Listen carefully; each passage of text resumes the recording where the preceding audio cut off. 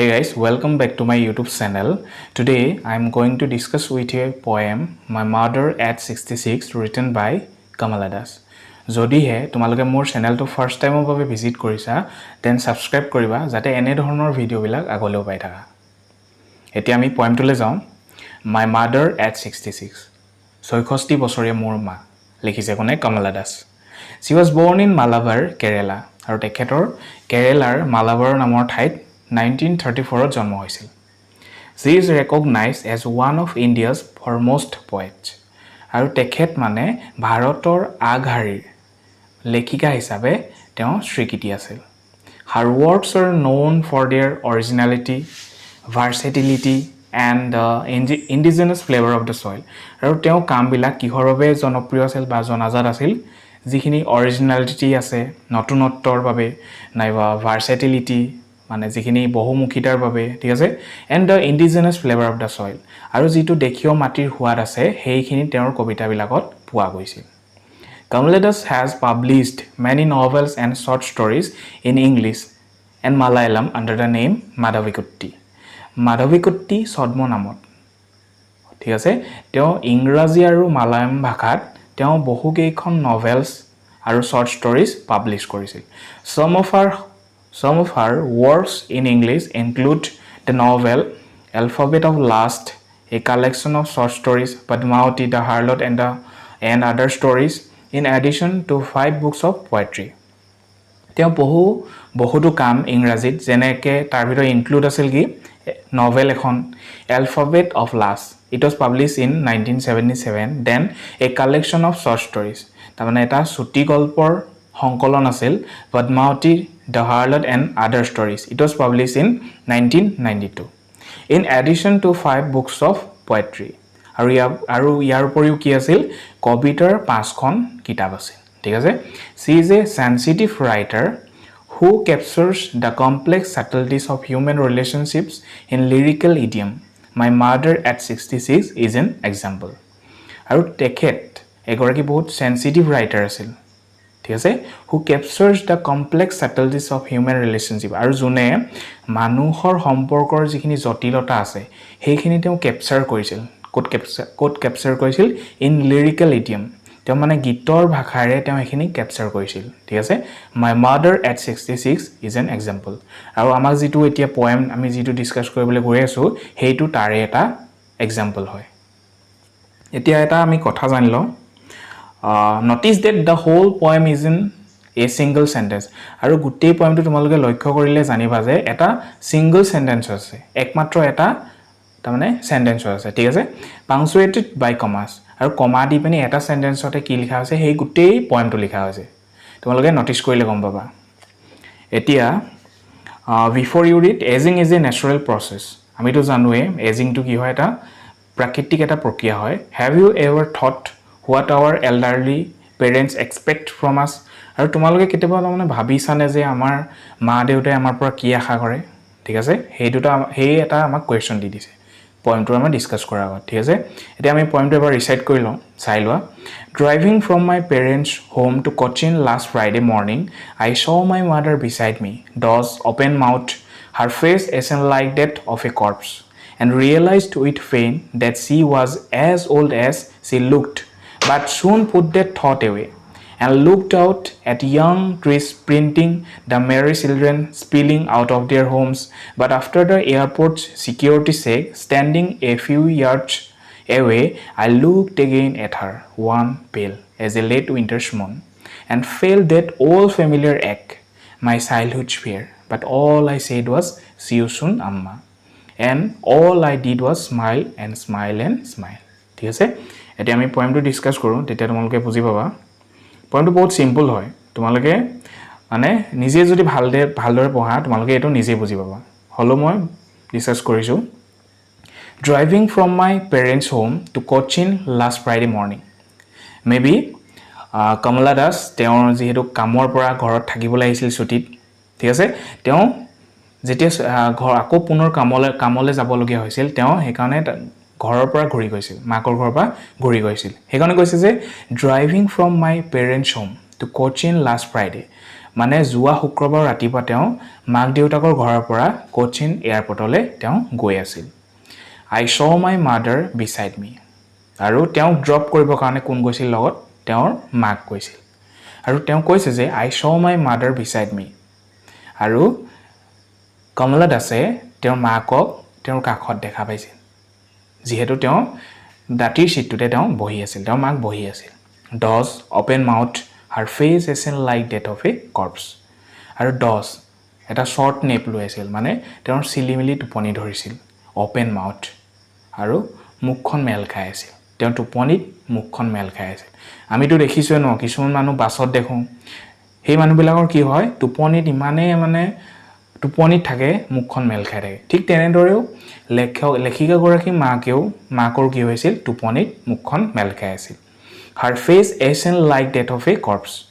তেওঁ মুখখন মানে ছাইবৰণীয়া হৈ আছিল ashen like ash ছাইবৰণীয়া like that of a corpse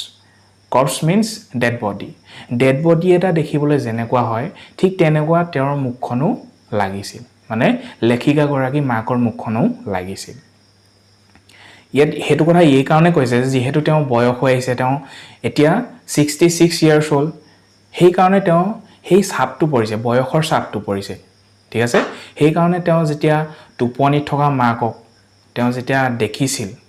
তেওঁ এনেকুৱা লাগিছিল যে এটা তেখেতৰ ওচৰত যেন এটা ডেড বডিহে হৈ আছে তেনেকুৱা যেন অনুভৱ হৈছিল ঠিক আছে এণ্ড ৰিয়েলাইজড উইথ পেইন আৰু তেওঁ মানে দুখত অনুভৱ কৰিছিল সেই কথাখিনি দুখত অনুভৱ কৰিছিল যে তেওঁ এদিন তেওঁৰ মাকক হেৰুৱাব হেতুটো আমি আমাৰ মা দেউতাক আমি কিমান ভাল পাওঁ ঠিক আছে তেওঁ তেওঁৰ মাকক ভাল পায় নিজৰ মাকক ভাল পায় ঠিক আছে হেতু কাৰণে কৈছে তেওঁ দুখত অনুভৱ কৰিছিল তেওঁ এদিন মাকক হেৰুৱাব সেই দুখটো তেওঁৰ মনলৈ আহিছিল ঠিক আছে that she was as old as she looked আৰু ইয়াত কৈছে যে তেওঁ বয়স যিমান আছিল তেওঁ সেই বয়স অনুপাতত তেওঁ দেখিবলৈ বা সেই তেওঁৰ মুখত তেওঁ সেই ছাপটো আহিছিল মানে তেওঁ বয়স হোৱা যেন অনুভৱ হৈছিল but soon put that thought away আৰু তেওঁ কি কৰিলে সেই তেওঁ যিখিনি মনলৈ ভাব আহিছিল দুখৰ ভাব আহিছিল সেই দুখৰ ভাবখিনি তেওঁ আঁতৰ কৰিবৰ কাৰণে সেই দুখৰ মনোভাৱখিনি আঁতৰাবৰ কাৰণে তেওঁ কি কৰিছিল মানে এটো ডাইভাৰ্ট কৰিবৰ কাৰণে কি কৰিছিল আমি চাওঁ আহা and looked out at young trees sprinting তেওঁ বাহিৰলৈ চাইছিল তেওঁ গাড়ীৰ খিৰিকীৰে বাহিৰলৈ চাইছিল আৰু বাহিৰলৈ চাই কি দেখা পাইছিল at young trees sprinting আৰু যিখিনি গছগছনি আছে আৰু সেই গছগছনিবিলাকক young বুলি কৈছে sprinting ৰানিং কৰি থকা নিচিনা লাগিছে sprinting means running কেলে কৈছে যেতিয়া গাড়ীত আমি কৰবাত যাওঁ গছগছনিবিলাক আমাৰ পিছে পিছে গৈ থকা গতে লাগে ঠিক আছে হেইদৰে মানে তেওঁ যেতিয়া বাহিৰত খিৰিকী বাহিৰত চাইছিল গছগছনিবিলাক স্প্ৰিন্টিং কৰি থকা নিচিনা লাগিছিল ঠিক আছে and the merry children spilling out of their homes আৰু happy children merry means happy children বিলাক কি হৈছিল spilling out মানে coming out of their homes তেওঁলোকে সেই সৰু সৰু বাচ্চাবিলাকেও কি কৰিছিল ঘৰৰ পৰা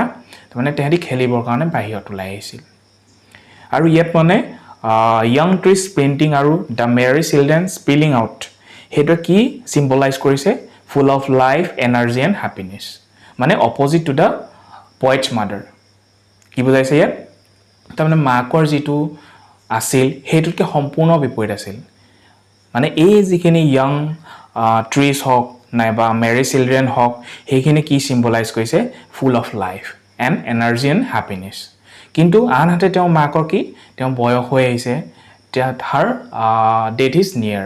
তেওঁ এদিন মৰিব তেওঁৰ ডেথটো ওচৰ চাপি আহিছে এটা অপোজিট বুজাইছে আমাৰ ঠিক আছে but after the airport security checks আমিতো জানোৱে এয়াৰপৰ্টত security check হয় ঠিক তেনেদৰে কবিৰো security check হৈছিল standing a few yards away আৰু তেওঁ মাকৰ পৰা কেই গজমান বা কেই খোজমান আঁতৰত তেওঁ থিয় হৈ আছিল I looked again at her one pale as a late winter's moon আৰু মানে poetess গৰাকী তেওঁ পুনৰ মাকলে চাইছিল one pale তেওঁ মানে বহুত weak বহুত colorless যেন লাগিছিল as a late winter's moon যেনে ধৰণে কি হয় জাৰকালিৰ জুনটো হয় জাৰকালি মুনটো যেনে দৰে দেখিবলৈ হয় ঠিক তেনেদৰেও তেওঁৰ মাকক লাগিছিল weak যেন লাগিছিল ইয়াত লেট উইণ্টাৰ্ছ মুনৰ লগত কম্পেয়াৰ এইটো কাৰণে কৈছে যে যাৰ কালি মানে শীতকালৰ জোনটো দেখিবলৈ কেনেকুৱা হয় কুঁৱলী পৰাৰ ফলত ভালকে পোহৰটো আমাৰ ক্লিয়াৰলি নাহে ঠিক আছে ঠিক তেনেদৰে তেওঁ মাককো কি হৈছে যিহেতু বয়স হৈ আহিছে সেইকাৰণে তেওঁ মানে যিটো তেওঁ এটা বয়সৰ চাপ পৰি আহিছে তেওঁ বহুত উইক লাগিছে ঠিক আছে like the late winters moon as the late winters moon ঠিক আছে and fell that all familiar my childhood spare আৰু তেওঁ মাকক যেতিয়া পুনৰ দেখিছিল বা চাইছিল তেওঁ মনলৈ পুনৰ সেই যিটো শৈশৱৰ যিটো ফেমিলিয়াৰ যিটো পেইন হয় সেই পেইনটো তেওঁ পুনৰ মনলৈ আহিছিল তেওঁ শৈশৱৰ পেইনটো আছিল কি তেওঁ সৰুতে ভাবিছিল যে তেওঁ এদিন নিশ্চয় মাকক হেৰুৱাব ঠিক আছে আমিও তাৰমানে আমাৰ মা দেউতাক বহুত ভাল পাওঁ আমাৰ মনতো এটা ভয় থাকে যে আমি মা দেউতাক এদিন হেৰাম সেই ভয়টো তেওঁৰ শৈশৱতো আছিল আৰু সেই একেই শৈশৱৰ ভয়টোৱে তেওঁ যেতিয়া মাকক এৰি যাবলৈ লৈছিল যেতিয়া এয়াৰপৰ্টত তেওঁ এৰি যাবলৈ লৈছিল সেই শেষ মুহূৰ্তত তেওঁ মাকৰ ফালে চালত সেই যিটো ভয় আছিল সেই ভয়টোৱে পুনৰ তেওঁ মনলৈ আহিছিল ঠিক আছে but all I said was see you soon আম্মা কিন্তু ভয়টো আহিলে তেওঁ কি কৰিব কাৰণ সেইটো এটা ন্যাচাৰাল প্ৰসেস হয় ঠিক আছে আৰু কৈছে যে তেওঁ এটাই কৈছিল সি ইউ সুন আম্মা তেওঁ এটা হোপ আছিল যে তেওঁ যেতিয়া পুনৰ মাকৰ ঘৰলৈ আহিব মাকৰ ওচৰলৈ আহিব যাতে তেওঁ পুনৰ মাকক লগ পায় তেওঁ এটা হোপ আছিল আৰু কৈছিল যে মই তোমাক পুনৰ লগ পাম মা এই বুলি কৈছিল and I did was smile and smile আৰু তেওঁ মানে নিজৰ যিখিনি ফিলিংছ হয় যিখিনি পেইন হয় সেই পেইনখিনি তেওঁ হাইড কৰিবৰ কাৰণে কি কৈছিল এটা জাষ্ট মেচিকে হাঁহি মাৰিছিল মানে তেওঁ জাষ্ট যিখিনি পেইন হয় সেইখিনি হাইড কৰিব বিচাৰিছিল মাকৰ আগত তাৰমানে শ্ব' কৰিব বিচৰা নাছিল হয়তো তেওঁ যেতিয়া গুচি যাব সেইটো দেখি যদি তেওঁ যদি কান্দা কাটা কৰে তেতিয়া মাকৰ দুখ লাগিব ঠিক আছে তেতিয়া মাকেও ভাগি পৰিব সেই বস্তুটো তেওঁ বিচৰা নাছিল সেইকাৰণে তেওঁ যিখিনি পেইন হয় সেই পেইনখিনি তেওঁ হাইড কৰিছিল ঠিক আছে আমাৰ এই পয়েমটো ইমানটোৱে এতিয়া আমি গম পালো ইয়াৰ থিমটো কি তাৰমানে ইয়াত মাক আৰু জীয়েকৰ মাজত যিটো সম্পৰ্ক হয় যিটো মানে